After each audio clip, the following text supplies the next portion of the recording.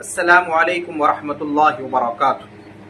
دوستو، مولانا محمود مدنی صاحب نے جو اسد الدین اویسی صاحب اور مسلمانوں کے خلاف جو بیان دیا تھا، ابھی سوشل میڈیا پر اس کے بارے میں بہت بڑا ہنگامہ چل رہا ہے۔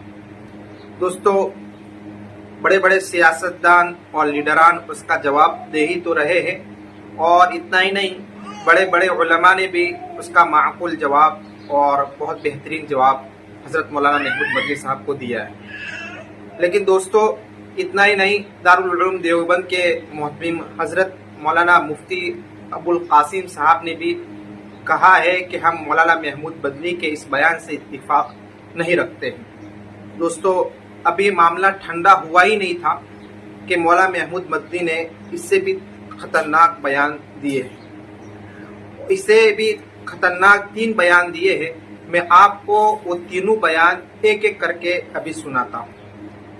آپ سنیں گے تو واقعی میں آپ حیران رہ جائیں گے کہ مولانا محمود مدنی ایسا کیسا بیان دے سکتے ہیں۔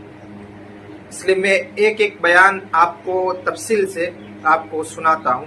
سب سے پہلے بیان انہوں نے یہ دیا ہے کہ شری رام جو ہے وہ ہندوستان کے امام ہیں۔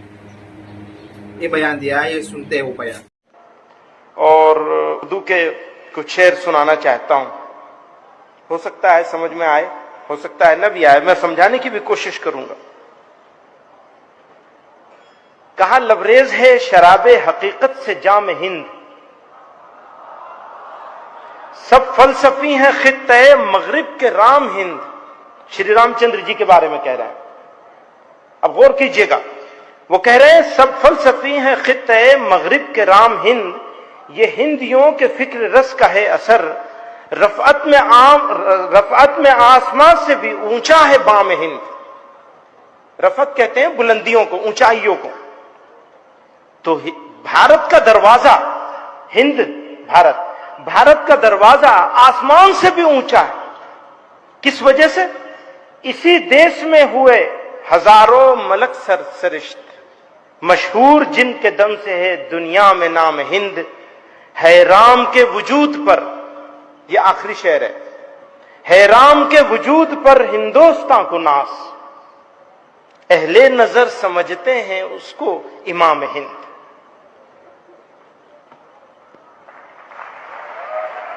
دوستو، آپ نے بیان سنا کہ مولانا محمود مدنی صاحب کہہ رہے ہیں کہ شری رام ہندوستان کے امیر ہیں، ہندوستان کے امام ہیں، امیر نہیں، ہندوستان کے امام ہیں۔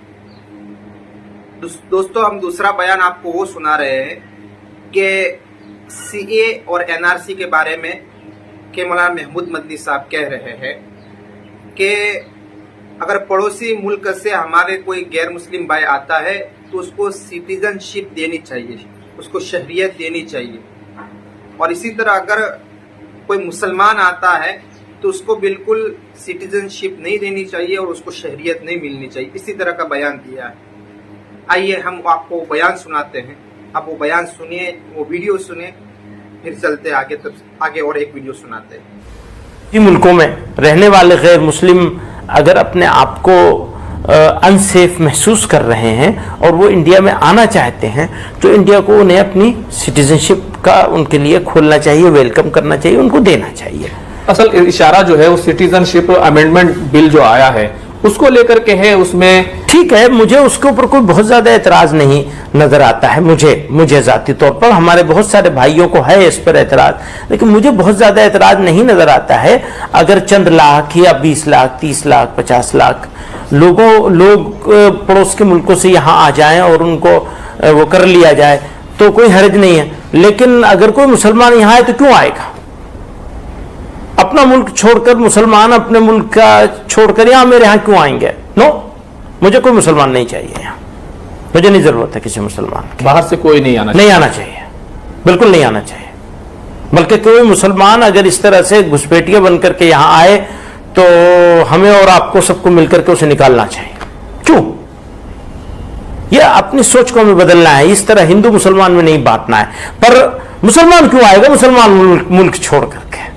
بھائی مسلم اکثریتی ملک ہے نا، بنگلہ دیش ہے، پاکستان ہے، افغانستان ہے، وہاں سے کوئی مسلمان کیوں آئے گا؟ क्या जरूरत है मुसलमान को यहाँ वेलकम करने की? ना आपको जरूरत है ना मुझे जरूरत है। अब जिस तरह से आसाम में 12 लाख नॉन मुस्लिम एनआरसी से बाहर हो गए हैं, तो ये फैसला आसाम के लोग करेंगे ना, आसाम के लोग करेंगे कि उन्हें रखेंगे या नहीं रखेंगे। मैं क्यों होता हूं उसमें बोलने वाला कि हाँ रखो या नहीं रखो? नो।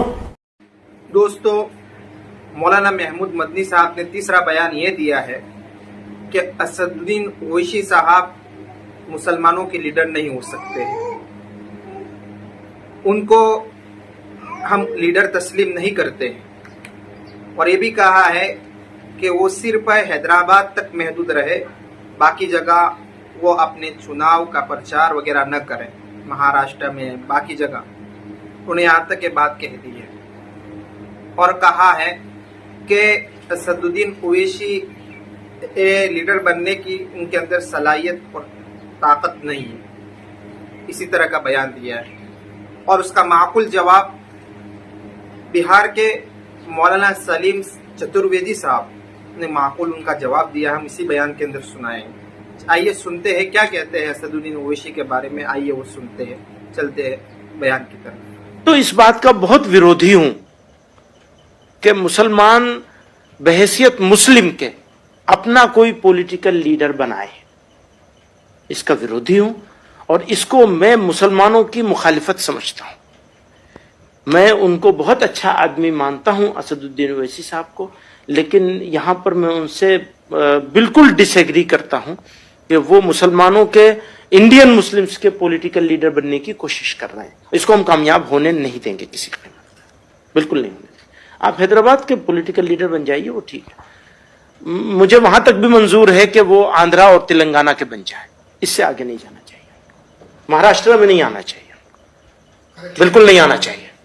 आपकी दूसरे नंबर पर मुसलमानों को बहैसियत मुस्लिम अपना कोई सियासी लीडर नहीं चुनना चाहिए, यह भी गलत सोच है। हिंदुस्तान एक आजाद मुल्क है, लीडर साहब, जनरल सेक्रेटरी साहब, कोई भी यहाँ पर अपना सियासी लीडर चुन सकता है।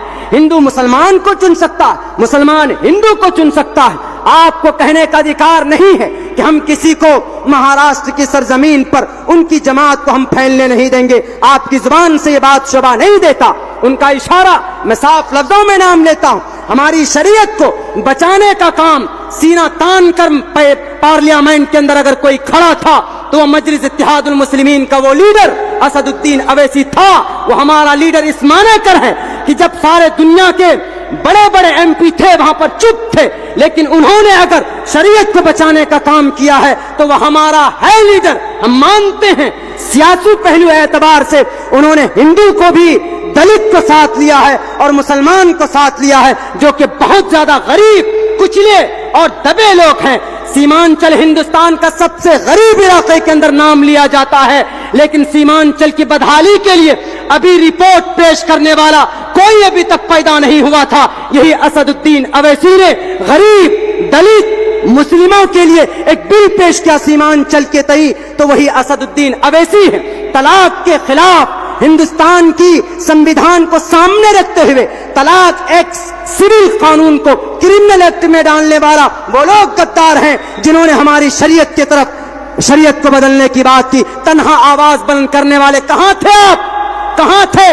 मगरमच्छ के आंसू बाद में बहाते हैं, मासूम बच्चियों का अपहरण कर लिया जाता है, कभी कभी तो निहत्थे लोगों की हत्या कर दी जाती। उस वक्त आप कहां पर बैठे हुए होते हैं? बाद में आते हैं आप मगरमच्छ के आंसू बहाने के लिए।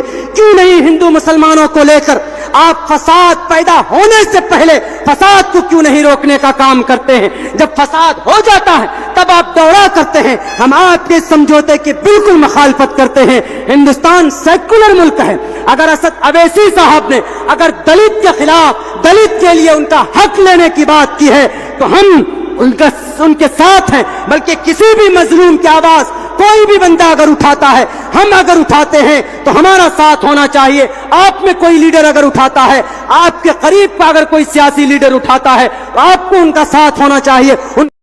दोस्तों, आपने तीनों बयान सुने। सबसे पहले बयान के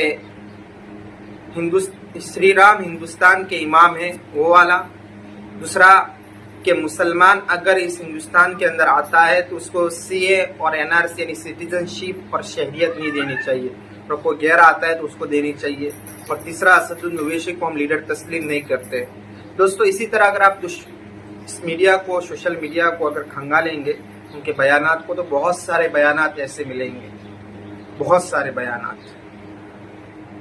ابھی کچھ گردش کر رہے تھے آپ کے سامنے میں نے بتا دیے. اس مولانا محمود مدنی کے تینوں ویڈیو کے متعلق آپ کی کیا رائے ہے آپ کامنٹ باکس میں ضرور لکھیے. اور ویڈیو پسند آئے ویڈیو کو زیادہ سے زیادہ شیئر کریں, لائک کریں, سبسکرائب ضرور کریں. ملتے ہیں نیکسٹ ویڈیو میں. السلام علیکم ورحمۃ اللہ وبرکاتہ.